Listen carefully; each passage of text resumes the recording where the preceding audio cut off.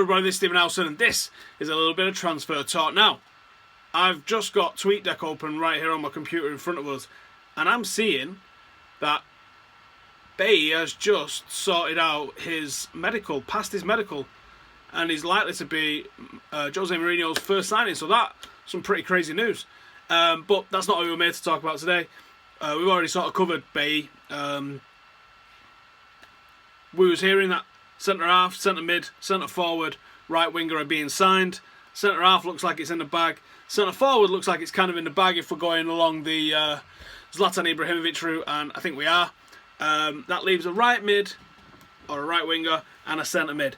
Now I think it's going to be someone like Andre Gomez. That seems to be the sensible option for centre mid, which leaves the right wing. Now Pjanic isn't a right winger in the purest sense of the word, but he can play down the right, and he tends to favour that right sort of channel when he's playing. He's got the dribbling, he's got the crossing, he's got the passing, he's got the shots from long range. A decent number of assists really for the amount of games he's played. Not played much this year. Fantastic free kick, and it'd be nice to be dangerous from free kicks again, wouldn't it, from set pieces.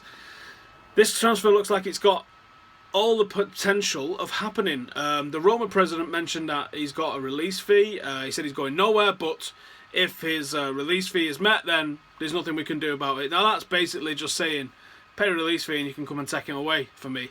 He then went on to say Nainggolan's going absolutely nowhere. So I think that's just left the door open for United. If there's genuine interest from him, and there's a lot of talk about him at the moment, it doesn't just seem to be one of the ones that was just thrown out of nowhere.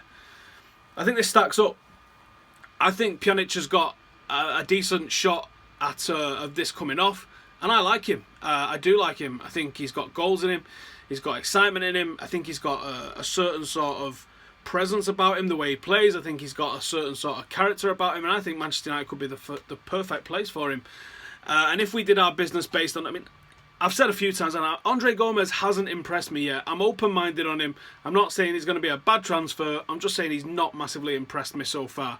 But if we was to sign Bailly, Gomez, Pjanic and Zlatan, I think that's addressed a few of the areas that I think we needed addressing. I think we can do better than Bailly at centre-half. I'm open to being wrong on that one, but I think we needed a leader. I think we needed an older head. I think we needed someone that wasn't going to stifle the younger lads coming through, because we've got 3 17 and 18-year-olds at the club who are wonderful. I'm not even including Fosu Mensah in that, because I think he's a midfielder.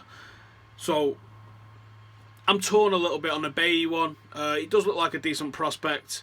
Definitely physically looks like a decent prospect. Remains to be seen whether he's got the mental attributes and what happens with some of the younger lads in the squad. If the talk that we turned Vardy down so we can focus on Rashford is true, then that's great news. Not just for Rashford, but for a lot of the other younger players in the squad. That's noticed that they're being thought of at least. And that's all you can ask, that you can only ask to be thought of, and then when the opportunity comes, you have to do what Marcus Rashford and to an extent Fosu Mensah have done by just taking it. So there you go. Sorry, I'm just getting alerts coming through here. This Bailly one seems to be taking off of itself. So happy days. Looks like one is on its way. Sorry, I shouldn't really be reading that while we're doing this, but it's literally scrolling up as we're talking about it. So looks like Pjanic could be a goer. Not sure what his valuation is or the release fee. I think I've seen either £30 million or €30 million, which that's a great price for a player of that level playing in the top league in Europe at the moment. Some of the fees that you're seeing quoted around for players at the moment is just absolutely mind-blowing, isn't it? And again, this is the sort of transfer that you do see happening. This isn't the sort of transfer where you go, oh, it's Bale, it's Neymar, it's Messi, it's Ronaldo. Where you go, United have never signed that sort of player.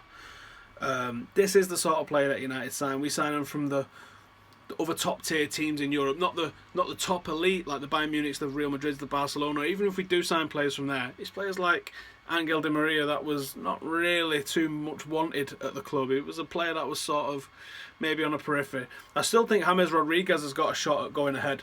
So maybe we are thinking about Pjanic for a central midfield role, and then we're looking at James. There's the Mexican guy that we're looking at as well. So they're supposedly looking at. So these are all transfers that I think have got the potential for something to happen. Whether they do or not obviously remains to be seen. There's a lot of life left in the transfer window, and in fact it doesn't even open, I don't think, until Thursday officially.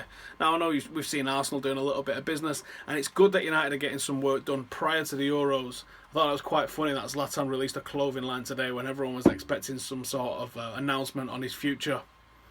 That's Zlatan, I guess, isn't it? So only a little short one, but I do think Pjanic could be, if that's what we're thinking of as a right-sided, right of the three player. I like Pjanic playing there, and I think that's a real asset for us to have. Good dribbling, good pace, excellent free kicks. Not really a traditional wide player. He would sort of be adapting a little bit to play out there. I think he's more than capable of doing so, and I would love to see him do it. So stick in the comments who you want to see me talk about next, which transfer you want me to have a bit of a dig into. Bang it all in the comments.